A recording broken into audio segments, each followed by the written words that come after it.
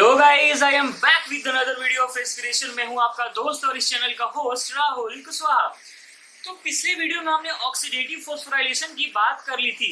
हमने क्या बात किया था कि जो इलेक्ट्रॉन को हमने इलेक्ट्रॉन ट्रांसपोर्ट चेन से लाया था, फाइनली किसके पास, ऑक्सीजन के पास, वहां पे क्या हो गया, F0 F1 कॉम्प्लेक्स में उस हाइड्रोजन को पास होने से बन गया क्या, एटीपी। और उस प्रोसेस को हमने क्या बोला था, ऑक्सीडेटिव फॉस्फोराइलेशन या फिर कपलिंग थ्योरी या फिर केमियोऑस्मोटिक थ्योरी भी हमने उसे बोला था। तो अब तक हम बस एरोबिक रेस्पिरेशन की बात कर रहे थे। जब मैं फर्स्ट लेक्चर आपका स्टार्ट किया था रेस्पिरेशन का, जिसका नाम था सेलुलर रेस्पिरेशन, मैंने क्या बोला था कि दो तरह का होता है, एक होता है एरोबिक रेस्पिरेशन और एक होता है एनएरोबिक रेस्पिरेशन। एरोबिक रेस्पिरेशन क्या था कि ऑक्सीजन का यूज करके ऑक्सीडेशन हो रहा था, किसका, सुगर्स का। यहाँ पे क्या होगा, एनएरोबिक में बिना ऑक्सीजन का यूज किए होगा एटीपी का फॉर्मेशन। पर ये जो बिना ऑक्सीजन के यूज किए एटीपी फॉर्मेशन दो तरह का हो सकता है, एक हो सकता है एनएरोबिक और एक हो सकता है फर्मेंटेशन। अब आपके दिमाग में क्वेश्चन ये आ रहा होगा कि आप डिसाइड कैसे करोगे कि कौन सा एरोबिक है, एनएरोबिक है और कौन सा फर्मेंटेशन है। तो ये जो हमारा एनएरोबिक और फर्मेंटेशन दोनों को मिलाकर हम बोले ना, तो क्या बोलेंगे कि production of energy without the use of oxygen. मैंने लिख रखा है क्या, certain cells oxidize organic substance and generate ATP without the use of oxygen। ये बात इस एनएरोबिक के लिए भी है और इस फर्मेंटेशन के लिए भी है। एक्चुअली ये जो फर्मेंटेशन है ना, ये ग्लाइकोलाइसिस का एक्सटेंशन है। क्या है, एक्सटेंशन ऑफ ग्लाइकोलाइसिस। ये एक्चुअली ग्लाइकोलाइसिस का एक्सटेंशन है। कैसे ग्लाइकोलाइसिस का एक्सटेंशन है, आगे अभी आपको पता चल जाएगा। अब क्या है यार कि ये जो हमारा फर्मेंटेशन है और ये एनएरोबिक प्रोसेस, इसमें अंतर क्या है। जैसे हम एरोबिक प्रोसेस में क्या कर रहे थे कि फाइनल इलेक्ट्रॉन एक्सेप्टर किसको यूज कर रहे थे, हम ऑक्सीजन को। यहाँ पे क्या है, ऑक्सीजन फाइनल इलेक्ट्रॉन एक्सेप्टर नहीं होगा। खैर ये तो बात की बात है। पहले मैं आपका ये डाउट क्लियर कर दूं कि एनएरोबिक और फर्मेंटेशन में हम डिफ्रेंशिएट कैसे करेंगे। होता क्या है कि एनएरोबिक में क्या, एनएरोबिक में एक इलेक्ट्रॉन ट्रांसपोर्ट चेन भी होता है, लेकिन फर्मेंटेशन में इलेक्ट्रॉन ट्रांसपोर्ट चेन नहीं होता है। तो ये वही प्रोसेस है जिसके थ्रू हम क्या है, डिफरेंशिएट कर पाते हैं कि कौन सा फर्मेंटेशन है और कौन सा एनएरोबिक रेस्पिरेशन है। अच्छा, इस एनएरोबिक में इलेक्ट्रॉन ट्रांसपोर्ट चल रहा है, तो क्या ये सेम होगा जैसे एरोबिक में चल रहा था? बिल्कुल नहीं। डिफरेंस कहाँ पे है, ये लोग, डिफरेंस कहाँ पे है। एरोबिक में क्या था, फाइनल इलेक्ट्रॉन एक्सेप्टर ऑक्सीजन था और वहां पे बाई प्रोडक्ट क्या बन रहा था, वाटर। यहाँ पे क्या होगा कि SO4 2- होगा फाइनल इलेक्ट्रॉन एक्सेप्टर। क्या होगा, फाइनल इलेक्ट्रॉन एक्सेप्टर होगा। और जो हमारा यहाँ पे बाई प्रोडक्ट बनेगा वो क्या बनेगा, H2S। क्या बनेगा हमारा as a by product. Difference समझ में आ रहा है ना।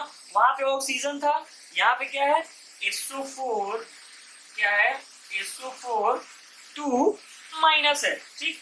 और एज अ बाई प्रोडक्ट यहाँ पे क्या बन रहा है, हाइड्रोजन सल्फाइड बन रहा है, ठीक। तो ये कुछ डिफरेंस है। तो फर्मेंटेशन और एनएरोबिक में कैसे पहचानेंगे, समझ में आया। ये जो फर्मेंटेशन है ना, क्या है कि हम इससे क्या करते हैं कि केमिकल एनर्जी को एक्सट्रैक्ट करते हैं विदाउट द यूज ऑफ क्या, ऑक्सीजन। क्या कि फर्मेंटेशन वो प्रोसेस है जिसके थ्रू हम क्या करते हैं, हार्वेस्ट केमिकल, क्या करते हैं, harvest chemical energy without the use of oxygen and ETC। इसमें इलेक्ट्रॉन ट्रांसपोर्ट चेन भी तो नहीं है यार। तो यही है क्या, हमारा फर्मेंटेशन। तो आज की वीडियो में हमें फर्मेंटेशन के बारे में ही पढ़ना है।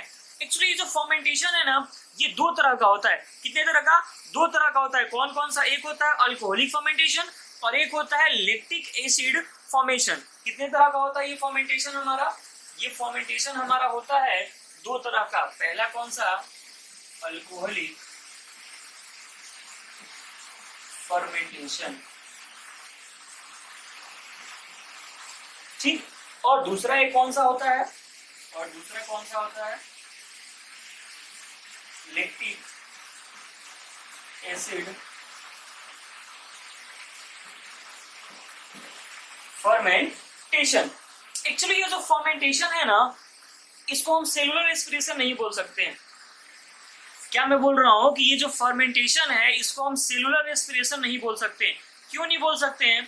ना तो इसमें ऑक्सीजन का यूज हो रहा है और ना ही इलेक्ट्रॉन ट्रांसपोर्ट चेन का। याद रखेंगे क्या कि फर्मेंटेशन को हम सेलुलर रेस्पिरेशन नहीं बोल सकते हैं, ठीक है। तो अब हम बात करेंगे इंडिविजुअली किसके किसके बारे में, अल्कोहलिक और लैक्टिक एसिड फॉर्मेशन के बारे में। नोट करेंगे।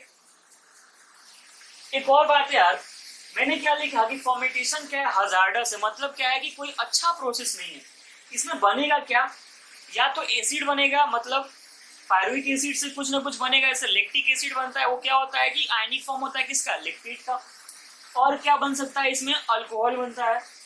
एक खास बात जो हमारी एनसीईआरटी बात करती है और इस पे क्वेश्चंस भी पूछे जा चुके हैं, क्या ये जो ईस्ट होता है ना, जब इनमें अल्कोहल का परसेंटेज 13% के अबव चला जाता है, क्या करते हैं, अपने आप को मार देते हैं, क्या, पॉइजन देमसेल्व्स टू डेथ, ठीक है। तो फाइनली आप नोट कर लेंगे। तो हम पहला देखते हैं क्या, अल्कोहलिक फर्मेंटेशन। क्या फर्स्ट क्या देखेंगे हम, अल्कोहलिक फर्मेंटेशन। तो इस अल्कोहलिक फर्मेंटेशन में क्या होगा ना, पायरुवेट कन्वर्ट होगा किसमें, इथेनॉल में। पायरुवेट किस में कन्वर्ट होगा, इथेनॉल में, ठीक है। क्या होगा, पायरुवेट इसमें कन्वर्ट हो जाएगा, इथेनॉल में। लेकिन यार ये डायरेक्ट कन्वर्ट नहीं होता, इसके बीच में कुछ स्टेप्स हैं। कितने स्टेप्स, 2 स्टेप्स में ये प्रोसेस होता है। कितने स्टेप्स में प्रोसेस होता है ये, 2 स्टेप्स में।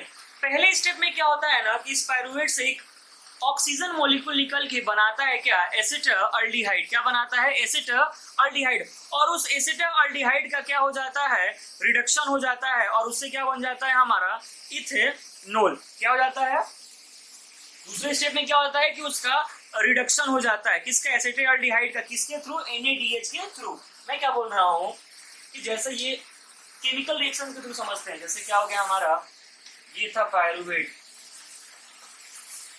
ये था हमारा क्या, पायरुवेट, ये था ना हमारा पायरुवेट। इससे क्या होता है हमारा, क्या बनता है पायरुवेट से, इस पायरुवेट से क्या बन रहा है हमारा, C double bond O CH3H। यहाँ पे क्या रिलीज हो गया, CO2 रिलीज हो गया। स्ट्रक्चर याद आ रहा होगा तो आप लोग समझ सकते हैं, ठीक है। तो ये क्या था हमारा, पायरुवेट। क्या है हमारा, पायरुवेट है, ठीक। और ये क्या बन गया हमारा, एसिटल्डिहाइड। क्या बन गया ये हमारा, एसिटल्डिहाइड। क्या बन गया, एसिटल्डिहाइड बन गया। पायरुवेट कितना मॉलिक्यूल, यार 2 मॉलिक्यूल, क्योंकि एक ग्लूकोज से कितना पायरुवेट बनता है, 2, ठीक। 2 CO2 निकल गया और 2 एसिटल्डिहाइड बना। तो ये स्टेप नंबर कौन सा हुआ, स्टेप नंबर 1 हुआ। स्टेप नंबर 1 में क्या हुआ कि पायरुवेट से मॉलिक्यूल ऑफ CO2 निकल गया और उससे क्या बना, 2 एसिटल्डिहाइड। अब इस 2 एसिटल्डिहाइड का क्या हो जाएगा, रिडक्शन। क्या हो जाएगा, इस 2 एसिटल्डिहाइड का हो जाएगा रिडक्शन। कौन कराएगा इसका रिडक्शन, कौन कराएगा, NADH। कौन कराएगा, NADH। और इससे क्या बन जाएगा, ये NAD+ बन जाएगा। अब यहीं पे आने वाला है ओरिजिन की मैंने फर्मेंटेशन को एक्सटेंशन ऑफ ग्लाइकोलिसिस क्यों बोला था, ठीक। तो ये भी कितना होगा, 2, और ये भी कितना बना हमारा, 2 NAD+ बना। साफ नहीं दिख रहा होगा, मैं मिटा के लिखूंगा, बिल्कुल लिखूंगा मिटा के आप लोगों के लिए। क्या बना यहाँ पे, 2 NAD+, ठीक। तो अब इससे यहाँ पे क्या बनेगा हमारा, इथेनॉल बनेगा। क्या बनेगा, इथेनॉल बनेगा। या फिर इसी को हम दूसरा एक नाम क्या बोलते हैं, इथाइल अल्कोहल भी बोलते हैं, ठीक है। 2 कार्बन का होता है। तो ये कितने कार्बन का मॉलिक्यूल है हमारा? 2 कार्बन का मॉलिक्यूल है। लेकिन ये कितने कार्बन का था पायरुवेट हमारा? 3 कार्बन का मॉलिक्यूल था। 3 से 2 में कैसे कन्वर्ट हुआ आपको पता है, क्योंकि CO2 रिलीज हो गया था। फिर यहाँ से क्या बन गया हमारा? इथेनॉल। अब मैं यहाँ पे लिंक करने जा रहा हूँ कि मैं क्यों बोल रहा हूँ कि ये ग्लाइकोलाइसिस का एक्सटेंशन है। कुछ ऐसे होता है यार, ग्लाइकोलाइसिस में कुछ ऐसे हो रहा था ना, ग्लाइकोलाइसिस में कुछ ऐसे हो रहा था। क्या हो रहा था? ग्लूकोज से क्या बन रहा था? पायरुवेट बन रहा था। और वहां पे क्या हो रहा था कि ग्लूकोज का ऑक्सीडेशन होके NAD किस में कन्वर्ट हो रहा था? NADH में। इस एरो को मैं और बड़ा बनाता हूं, कुछ ऐसे। आ रहा है क्या समझ में? ग्लूकोज से जब पायरुवेट बन रहा था तो वहां पे NAD प्लस का क्या हो जा रहा था? रिडक्शन हो रहा था। और बन क्या जा रहा था? NADH। रिडक्शन, वहां पे ऑक्सीडेशन किसका हो रहा था? शुगर का। और रिडक्शन किसका हो रहा था? NAD प्लस का। लेकिन यहाँ पे क्या हो रहा है फर्मेंटेशन में? NADH का। NADH क्या कर रहा है कि इस एसिटाल्डिहाइड का रिडक्शन करा के इसको किसमें कन्वर्ट कर देता है? NAD प्लस में। ठीक, तो यहाँ पे क्या हो रहा था यार? 2 ATP का भी तो यूज हो रहा था। क्या हो रहा था? 2 ATP का। यहाँ पे ATP भी तो बनता था, 2 ATP भी तो बन रहा था, 2 ADP प्लस इनऑर्गेनिक फॉस्फेट से। और ये जो NAD प्लस है ना, इसका बनना बहुत जरूरी है। क्यों? अगर ग्लाइकोलाइसिस को आपको कंटिन्यू करना है ना, तो ये NAD प्लस का बनना बहुत जरूरी है। यहीं से NAD प्लस बन के कहा जाता है? ग्लाइकोलिसिस में। और फिर ग्लाइकोलाइसिस का साइकिल चलता है। फिर एक बार बोलता हूँ कि फर्मेंटेशन को ग्लाइकोलाइसिस का एक्सटेंशन इसलिए बोला गया क्योंकि फर्मेंटेशन में जो NAD प्लस बन रहा है वो किसमें जाके यूज होता है? हमारे ग्लाइकोलिसिस में। ठीक है। और ये फर्मेंटेशन कैसे बना रहा है यार? फर्मेंटेशन ATP कैसे बना रहा है? सबस्ट्रेट लेवल फॉस्फोराइलेशन ही तो हो रहा है। क्यों? यहाँ पे भी तो एसिटाल्डिहाइड का क्या हो रहा है? रिडक्शन हो रहा है। बन क्या रहा है? NAD plus. फिर इस NAD प्लस का यूज होके ग्लाइकोलिसिस में क्या बन जा रहा है? NADH बन जा रहा है। किससे? सबस्ट्रेट लेवल फॉस्फोराइलेशन से। फिर यहाँ पे क्या बन रहा है? ATP। तो बस यही है क्या कि फर्स्ट स्टेप में क्या हुआ? फर्स्ट स्टेप में CO2 रिलीज हुआ। और सेकेंड स्टेप में क्या हुआ? एसेटा अल्डिहाइड का रिडक्शन बाय NADH।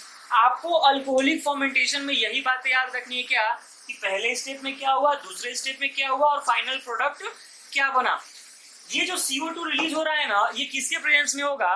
पायरुविक डिकार्बोक्सिलेज के प्रेजेंस में। किसके प्रेजेंस में? पायरुविक एसिड डिकार्बोक्सिलेज के प्रेजेंस में। ये जो CO2 रिलीज हो रहा है, CO2 रिलीज हो रहा है, CO2 रिलीज हो रहा है, ये किसके प्रेजेंस में रिलीज हो रहा है? ये जो CO2 रिलीज हो रहा है, मैं मिटा के लिखता हूं, जो हमारा CO2 रिलीज हो रहा है किसके प्रेजेंस में रिलीज हो रहा है? पायरुविक एसिड डिकार्बोक्सिलेज के प्रेजेंस में। किसके? CO2 रिलीज हो रहा है किसके प्रेजेंस में? पायरुविक एसिड डिकार्बोक्सिलेज के। नाम काफी है, पायरुविक एसिड का हो रहा है डिकार्बोक्सिलेशन। क्या कि पायरुविक एसिड से क्या निकल रहा है? CO2। और ये जो काम हो रहा है ना डिहाइड्रोजिनेशन का, ये डिहाइड्रोजिनेशन का किसके प्रेजेंस में हो रहा है? अल्कोहलिक डिहाइड्रोजिनेज के प्रेजेंस में। किसके? अल्कोहल डिहाइड्रोजिनेज के प्रेजेंस में। किसके प्रेजेंस में? अल्कोहलिक डिहाइड्रोजिनेज के प्रेजेंस में हो रहा है। ठीक है, तो ये था हमारा क्या? Alcoholic fermentation. बहुत ही सिंपल, नोट करेंगे। तो अब दूसरा हम क्या देखने वाले हैं? Lactic acid formation. दूसरा क्या देखने वाले हैं? Lactic acid formation. इस लैक्टिक एसिड फॉर्मेशन में सिंगल स्टेप में मामला खत्म हो जाता है। क्या होता है? इस पायरुविक एसिड को NADH डायरेक्टली रिड्यूस करके क्या बना देता है? लैक्टेट बना देता है। और ये जो लैक्टेट होता है क्या है? आयनिक फॉर्म है किसका? लैक्टिक एसिड का। कैसे होता है देखो यार, ये हमारा क्या है? पायरुवेट है। क्या है? पायरुवेट है। ऑब्वियस ही बात है, कितना 2, क्यों, एक ग्लूकोज से कितना बनता है 2। इसका क्या हो जाएगा यहाँ पे रिडक्शन, कौन कराएगा NaBH, बनेगा क्या NAD प्लस, ये 2 है तो ये भी 2 और ये भी बनेगा क्या 2 और ये भी कितना बनेगा 2। ये क्या है हमारा लिक्विड, ये लिक्विड क्या है एक्चुअली आयनिक फॉर्म है, किसका ionic form of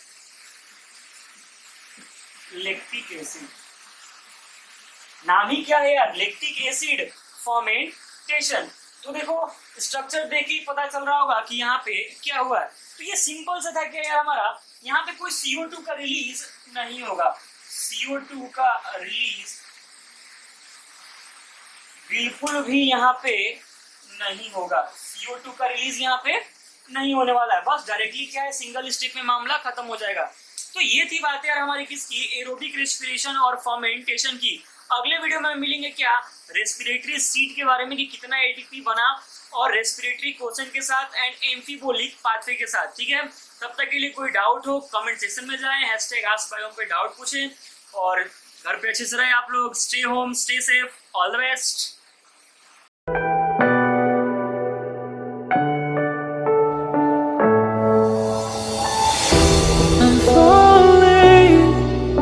Tell me